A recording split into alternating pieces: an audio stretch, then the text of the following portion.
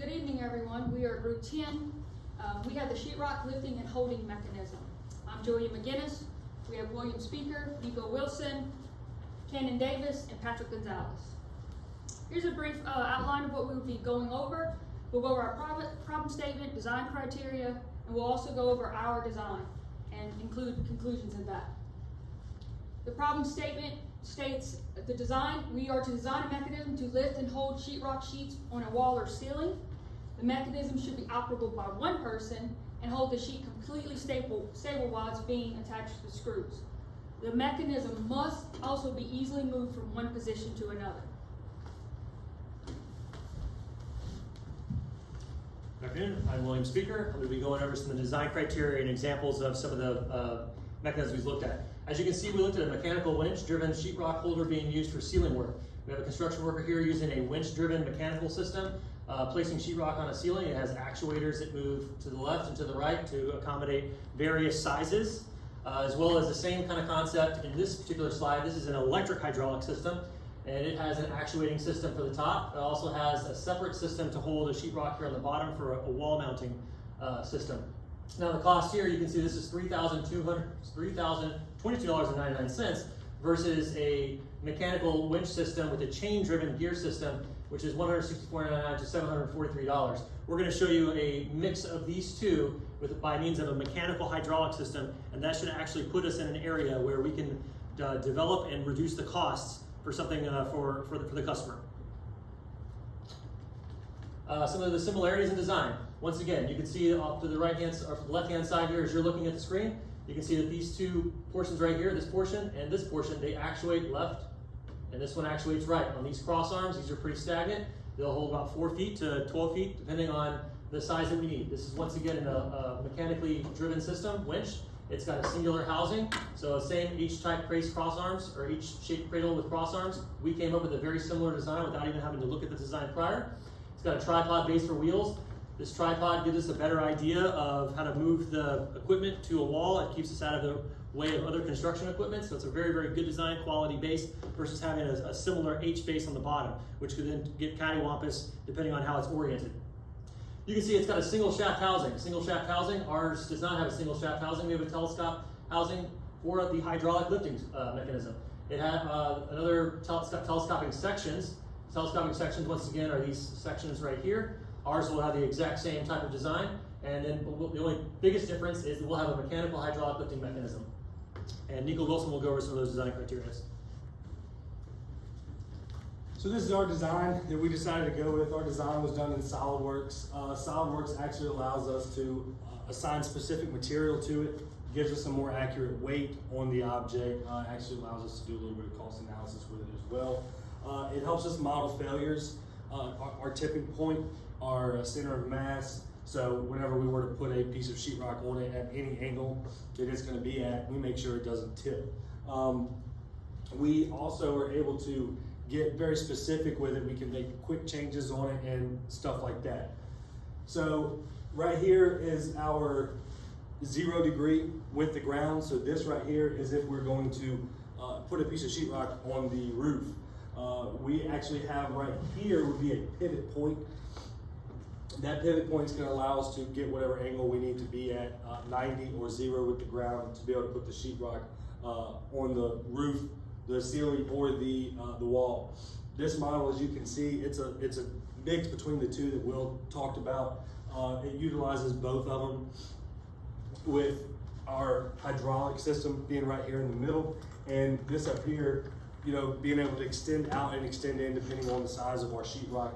It could be anywhere, it's a 4 feet width, but it could be anywhere from 8 feet long to 12 feet long. This right here is our 90 degree with the ground. So if we wanted to put it up against a wall, our piece of sheetrock, that's our extended model. Trial and error. Our first idea was to have a hand crank similar to the first idea that Will spoke about.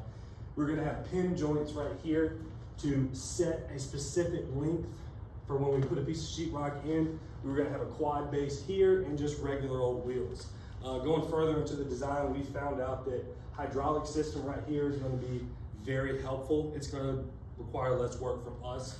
We're gonna have pin joints I'm sorry, we're gonna have a spring system here, so that when we pull out our arms, they spring back in to hold in our piece of sheetrock. We're gonna have a tripod base that cuts on cost, and it's still just, you know, it's still a very effective base to have on it. And we're gonna have locking wheels, so our design stops in a spot and doesn't fly out from under it. Now I'm gonna hand it off to Ken. Yep, so speaking more about what Will was talking about as being a merging between these two highly cost-effective systems. So this one incorporates a hydraulic system. So we see here it costs $150 for that. But when we look at our total amount of cost, and we find that it's $328 as compared to the other cost alternatives, which were in the thousands as well as the 500 or more.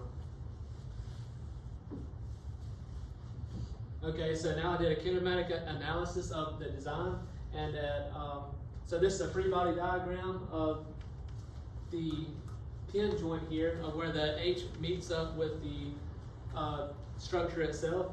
So at a force at 90 degrees, I found to be 70 pounds force, and then the force of the pin at 180 degrees was as well as 70 pounds force, and the moment about the pin right there is 17.5 pounds force per inch.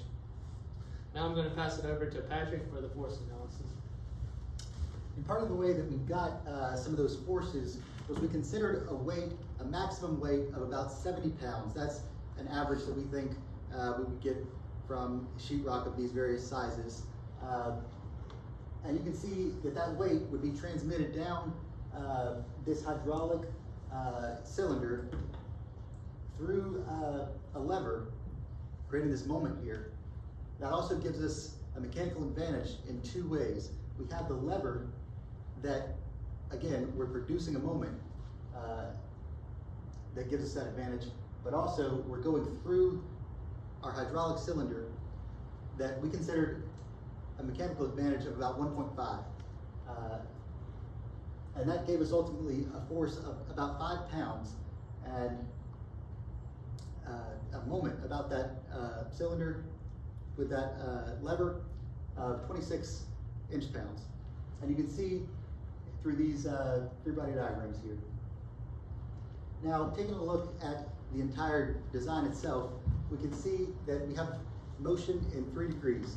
We have these 3 degrees of freedom. We have the rotation between links 6 and 7 here that's going to allow us to get our sheetrock at 90 degrees and 180 degrees, allowing us to mount it on a wall or even on the ceiling itself.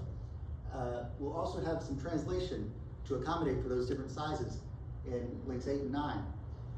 And also, we'll have the wheels that allow us to move throughout. Now, I'll pass it over to Julia to cover some of how this covers our criteria. So in conclusion, let's go over our problem statements again and show how we have met those problem statements. So design a mechanism to lift and hold sheetrock sheets. We have an H-shaped cradle with cross arms, single shaft housing, telescoping sections, and our design includes mechanical hydraulic lifting mechanism. This mechanism should be operable by one person. By using the hydraulic system, we are able to achieve this and able to allow one person to use this safely. The mechanism must also be easily moved from one position to another. We did this by using locking wheels and also the tripod base. It allows it to be easily moved, and when the wheels are in a locked position, it keeps the device safely in place so that we always keep safety in mind. And here are our references. Thank you.